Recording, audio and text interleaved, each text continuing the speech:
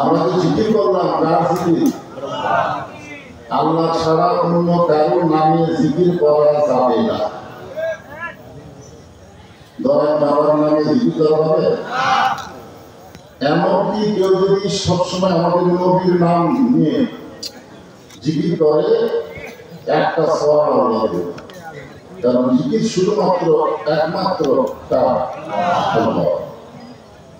আব্দুল আলী একটা গানের মধ্যে বলেছিল আগে, নবী নাম জপে যেজন, নবী নাম জপে যেজন সে গানের ধ্বনি।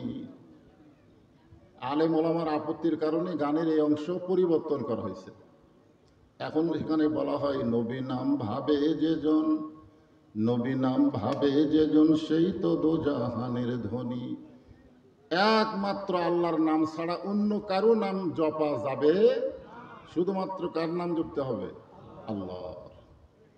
তো আমরা যে জিকির করলাম সবচাইতে উত্তম জিকির লা ইলাহা ইল্লাল্লাহ। এই জিকিরের শেষে আমরা বললাম কি? মুহাম্মাদুর রাসূলুল্লাহ। আমরা যখন মুহাম্মদ রাসূলুল্লাহ বললাম, সঙ্গে সঙ্গে আমাদের উপর ওয়াজিব হয়ে গেল রাসূলের প্রতি দরুদ শরীফ পেশ করা সাল্লাল্লাহু আলাইহি ওয়াসাল্লাম। এই দরুদ পড়াকে বলা হয় মুহাব্বত। জিকির করা হচ্ছে ইবাদত, দরুদ পড়া হচ্ছে মুহাব্বত। আমরা সকলেই জানি ইবাদতের দাম বেশি না মুহাব্বতের দাম বেশি? কথা কয় না। ইবাদত, মুহাব্বত। আসলে ইবাদত কার জন্য? আল্লাহর জন্য। সারা জীবনের ইবাদত এক রাতের মুহাব্বত। আল্লাহ রাসূল বলেছেন মুহাব্বতের ওজন আল্লাহর কাছে বেশি হবে। এই জন্য আল্লাহ বলেছেন, কুল, হে রাসূল আপনি বলেন, ইন কুনতুম তুহিব্বুনাল্লাহ ফাত্তাবিউনি ইউহিব্বুকুমুল্লাহ। কেউ যদি আমি আল্লাহর ইবাদত করতে চাই, গোলামি করতে চাই, আমি আল্লাহকে ভালোবাসতে চাই, তার একমাত্র কাজ হলো আপনাকে অনুসরণ করা, ইত্তেবা করা।